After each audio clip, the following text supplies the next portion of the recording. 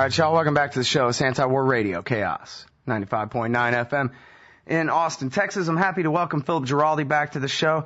Of course, he writes for us regularly at antiwar.com. He's a contributing editor at the American Conservative magazine. That's amconmag.com. You can read him often on the blog there as well. And he's a former CIA and DIA officer, stationed in Turkey and other places too. And again, the column is Smoke and Mirrors. That's at antiwar.com/Giraldi. Welcome back to the show, Phil. How are you doing? Hi, Scott. I'm fine.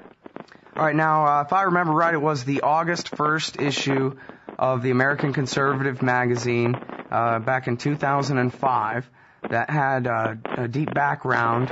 It was the name of your news briefings there in the magazine. Still is. And you reported that you had sources inside the government that were telling you that not only was the United States Air Force drawing up plans, I forget if it was the Strategic Air Command specifically or what, not only were they drawing up plans for bombing Iran, but that included even the possible use of nuclear weapons in the bombing of Iran. And now a lot of time has gone by, and thank goodness there has not been any bombing of Iran, or, well, not by the Air Force anyway, since then, Phil. But your recent column, in fact, I guess it was yesterday, new on antiwar.com, talks about the still very real possibility of a war with Iran, not under Bush and Cheney, but even now under Barack Obama. What do you say?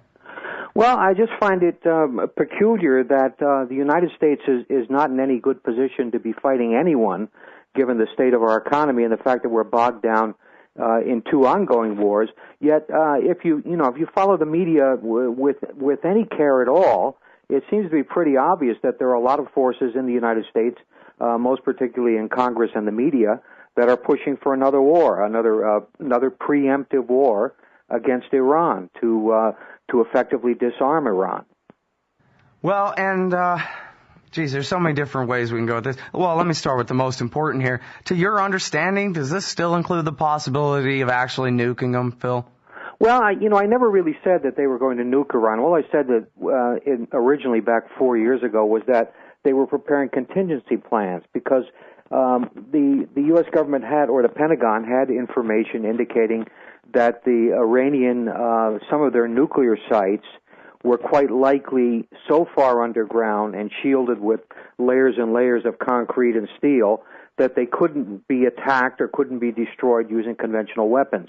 So what they were doing was drawing up essentially a contingency plan to use tactical nuclear weapons. This is smaller nuclear weapons to take out some of these sites. And, lots of people were surprised by that, but they really shouldn't be because in war situations, obviously the Pentagon is going to look at every possible contingency and every possible scenario that might play out. So it wasn't like they were saying, yes, we're going to go ahead and nuclear bomb Iran, right. But it was one of the options that they were looking for. Sure. Well, as I do so often, I sort of oversimplified and overstated it, and I'm glad you clarified that. Although, if I remember right, 2 years ago, or I guess maybe 2.5 or so now, we did an interview where we talked about the possibility that I think your phrase was they'd hold their nukes, the U.S. government would hold their nukes in their back pocket as sort of an implicit threat to the Iranians that, we might use conventional weapons to bomb the hell out of you, but if you dare fight back, for example, try to orchestrate a uprising against the Americans in Iraq, the American soldiers occupying Iraq or something like that, then we'll nuke you. So you better just sit there and take it while we bomb you conventionally. Yeah, that again was basically something I was picking up from contacts that I have in the intelligence area and also in the Defense Department.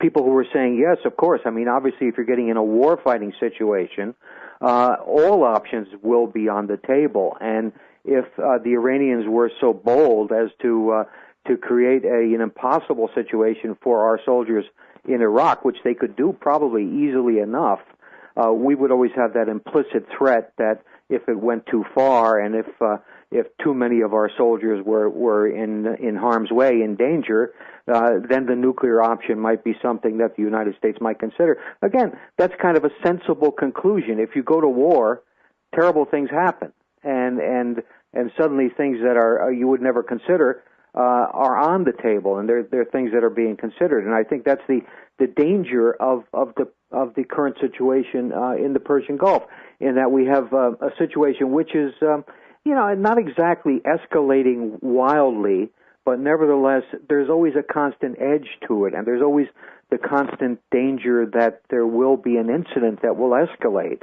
And once you get on that road and kind of accept being on that road, then there are only bad things that can happen.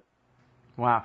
Yeah, that really is the important thing, isn't it? That perspective that it is reasonable to consider using nuclear weapons against this helpless non-nuclear state once you've already accepted the premise of going down this road. Well, what are you going to do? Let them kill every American in Iraq? You got to stop them somehow if that's what they try to do, right? That's right. Yeah, sure. And that's the issue. It becomes a devil's bargain either way. You create this situation which can only have bad consequences, and when the bad consequences occur, then you have worse consequences. Yeah. Well, so now let's talk about some of this. Who's on the side of who is the war party in this case? Who wants an actual war against Iran? If I remember right, even during the height of the tensions in 2007, it was the Joint Chiefs of Staff who told George Bush, "No way, man," and then he didn't do it. Yeah, well, I think if you kind of look at the record right now and see who is making the most the craziest comments about Iran, you would actually have to look at Congress. You have a number of congressmen who have been tabling resolutions. There's the one that's about to go for a vote would basically cut off all refined petroleum products from Iran, which would essentially be I think everybody would agree would be an act of war, because it would totally destroy the Iranian economy. Iran is dependent on 40% of its energy supplies with petroleum imports. So it's this kind of stuff. This is coming out of Congress, and of course AIPAC is the force behind Congress, the one who does all the position papers and sort of sets this whole thing up. And then the mainstream media in general kind of lines up behind all of that. Mm-hmm. Well, I think you may have the same problem as me in the sense of being so immersed in actual good journalism all the time. Maybe you, like me, have a problem in staying plugged into what Bubis Americanus out there actually believes. And I was actually shocked but not surprised. I did an interview the other day where they were interviewing me about this question, and the question was set up that, listen, everywhere in the media, all of right-wing radio, all of it, and virtually everything on TV about Iran begins with the premise they're making nuclear bombs. Everybody knows they're making nuclear bombs. They're making nuclear bombs. And that is the premise, the completely, outside of antiwar.com and a few other places, the almost completely unchallenged premise of the entire debate in this society about what to do. And of course, hey, if they're about to nuke us in our jammies and the smoking gun will be a mushroom cloud, then maybe we should nuke them first, Phil. Well, alternatively, the other line you'll hear constantly is that they're going to develop this nuclear device, which would probably weigh about 1,000 pounds, and they're going to hand it off to some guy in a turban who's going to get on a 747 and come over and detonate it as soon as he lands in New York. Yeah. That's the other line. Now, see, the problem is, you're constructing, what they're doing is they're constructing a straw man here. They're constructing several straw men where they're creating a premise, and they're assuming that their readers or their listeners will believe that the premise is correct. And once you have that premise, then you go off into all kinds of fantasies about what is going to happen or what you have to do, and so on and so forth. And the fact is, of course, the best intelligence information suggests that Iran does not have a nuclear weapons program, and it also suggests that Iran has nothing but kind of problematical relationships with the terrorist groups that are particularly hostile to the United States. So all these premises are kind of wrong, but nobody challenges it in the mainstream media. As you say, anti-war is one of the few sources. I would add the American Conservative also as one of the few places you can actually go and get a different perspective. But of course, we're very much a minority perspective, and people get most of their news from these sources that essentially have an agenda that they're pounding and pounding away at.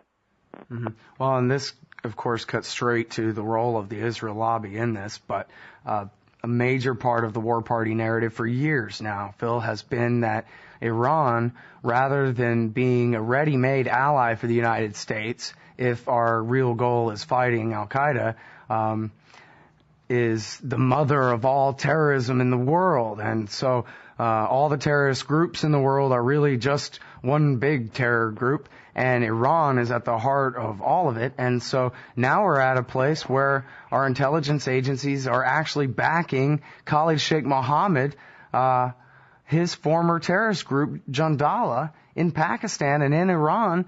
I don't know if you have a comment about their possible role in the recent attacks there, but as has been covered by everybody from Andrew Coburn to Seymour Hersh to Brian Ross at ABC News, the United States has indeed been giving these guys money, Khalid Sheikh Mohammed's old terrorist group, money to stir up trouble inside Iran.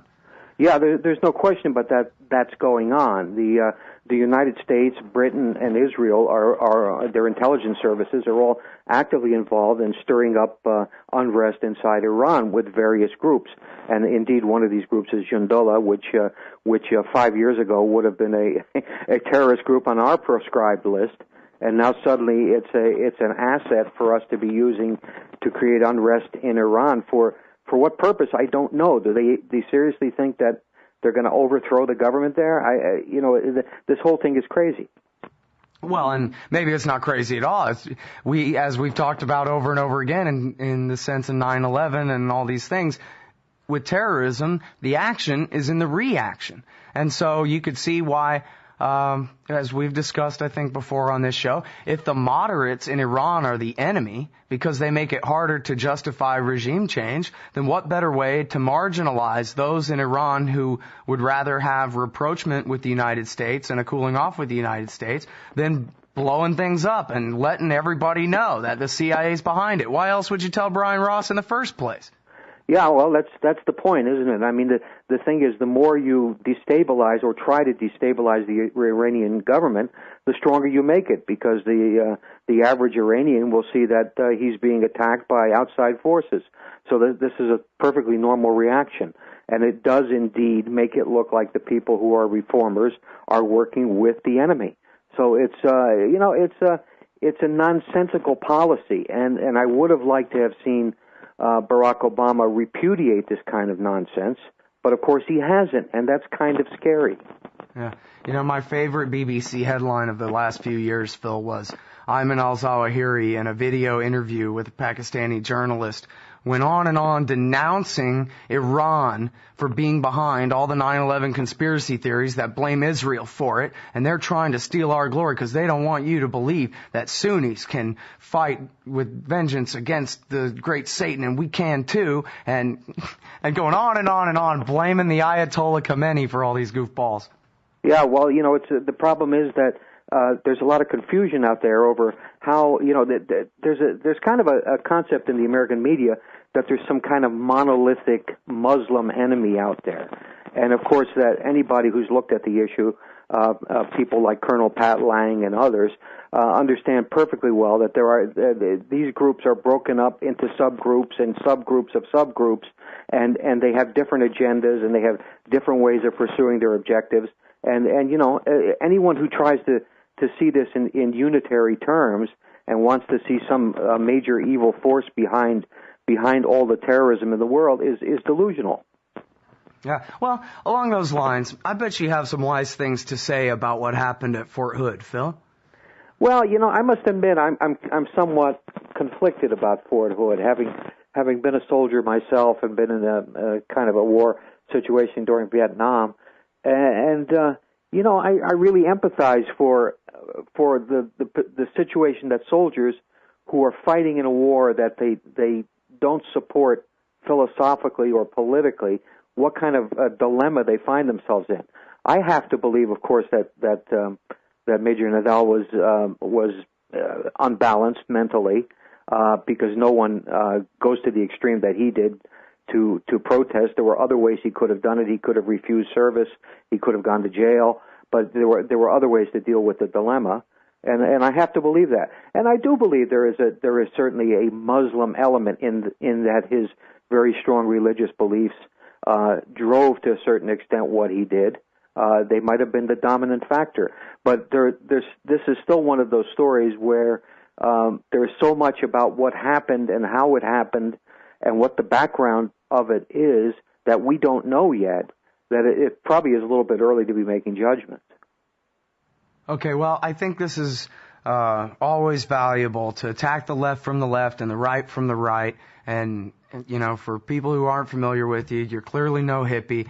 You're a former DIA and CIA guy. You're a contributing editor at the American Conservative magazine. And I want you to address, Phil, if you can, the right-wing spin, particularly the neoconservative spin, that this is Muhammad's fault.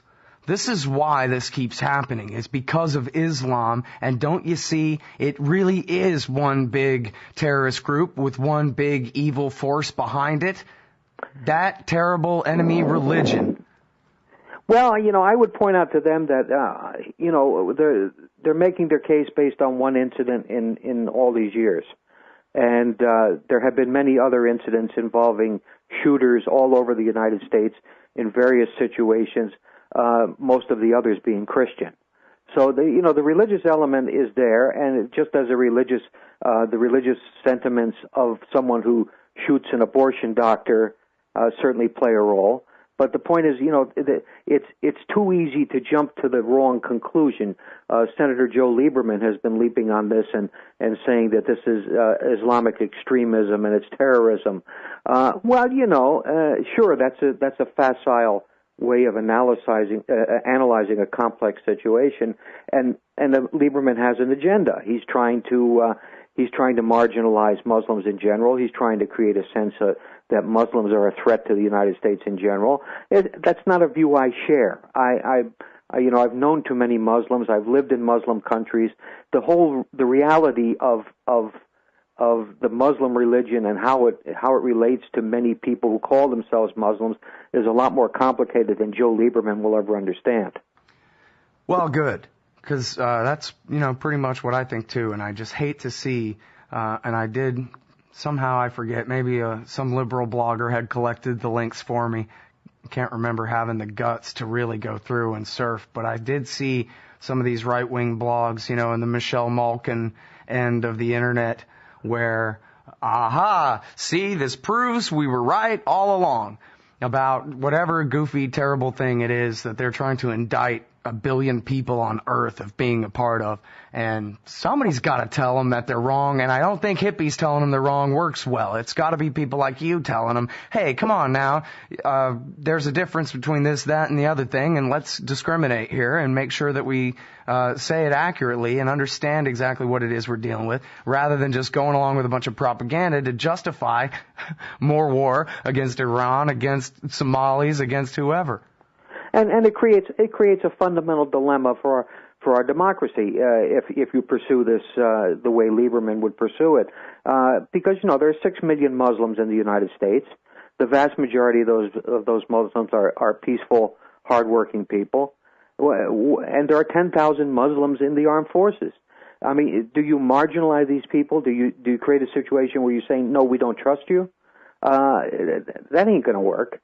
So just in practical terms, I mean, these people are, rather than looking for answers or looking for something that could be construed as constructive, they're looking for things that are basically divisive. Mm-hmm. All right, now let's talk a little bit about what to do about this.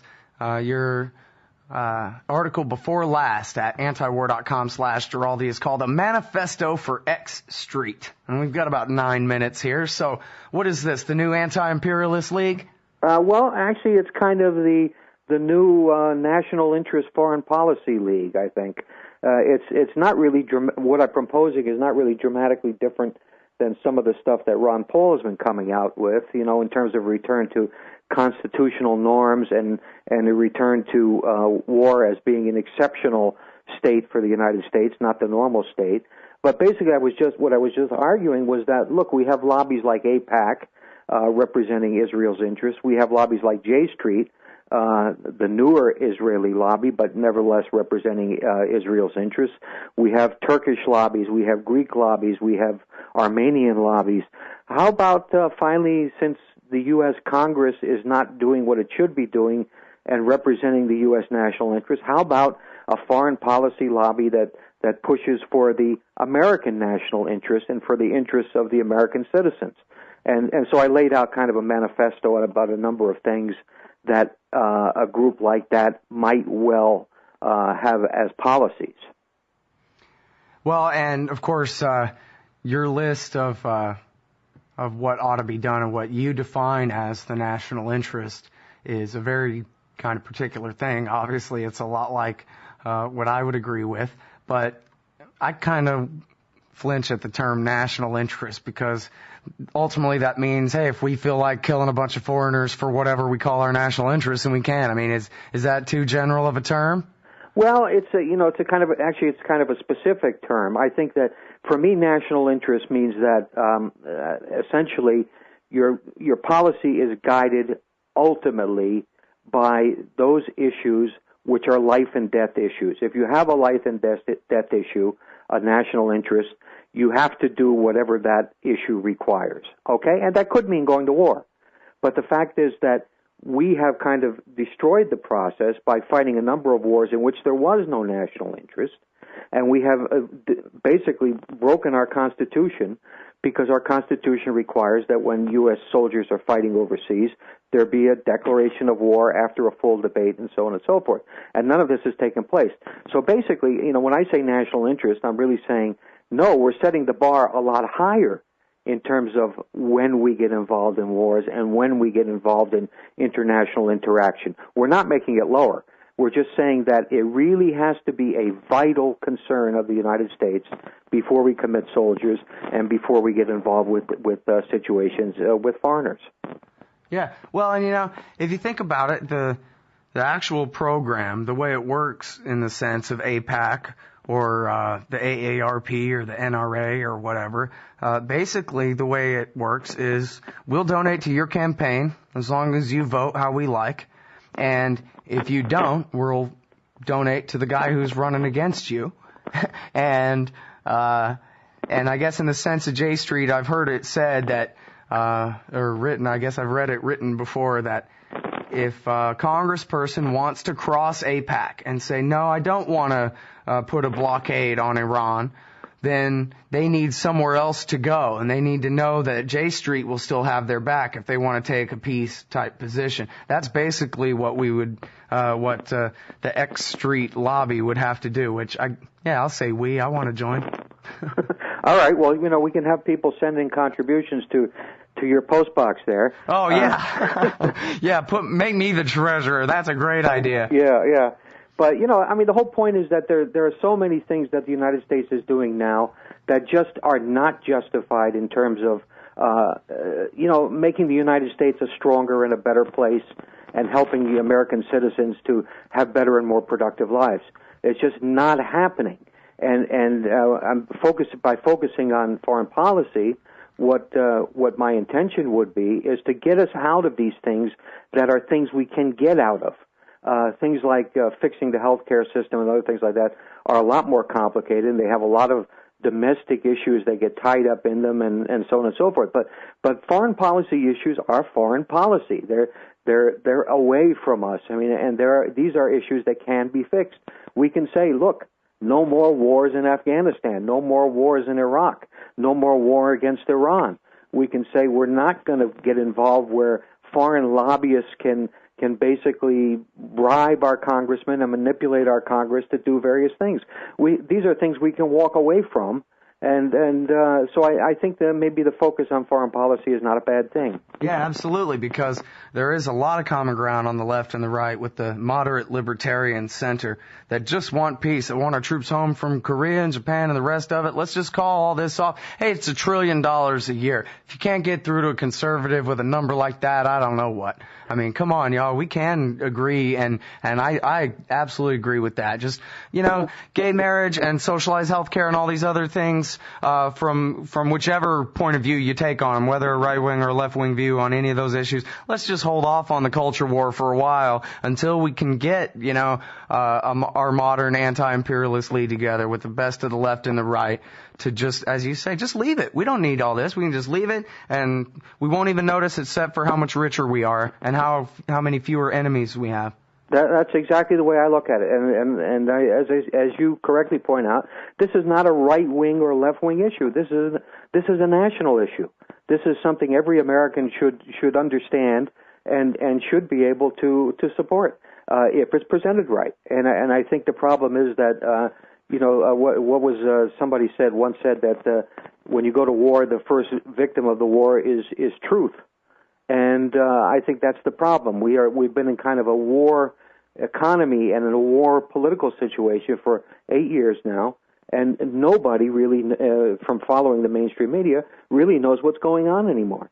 And I think it's time to step back from that and say, look, we don't need this. We're not gaining anything by being in Afghanistan. We're not gaining anything by being in Iraq. And we're not gaining anything by foreign lobbyists being able to do what they do. So let's kind of walk away from this and take a breather. Hey, would it be okay if we add to your X Street Manifesto the repeal of the National Security Act of 1947, Phil? Oh, absolutely. I think it's time to throttle back on the intelligence agencies. The other thing I would abolish Wait. There's your headline for all you journalists, all you aspiring journalists in the audience. Former CIA man, repeal the National Security Act of 1947. Yeah, I would definitely do it, and then I would follow it up by eliminating the National Endowment for Democracy. So we'll stop all the democracy promotion and nation building. Awesome. All right, everybody, that's Phil Giraldi. He is a former CIA guy. He writes Smoke and Mirrors for us at antiwar.com. You can also find him at amconmag.com. That's the American Conservative magazine. I forgot to mention before, but I'm glad you kind of reminded me in the interview there, Phil, that everyone can also find what you write at the Campaign for Liberty. Thank you. Thank you, Scott. Thanks very much, Phil. Appreciate it. All right.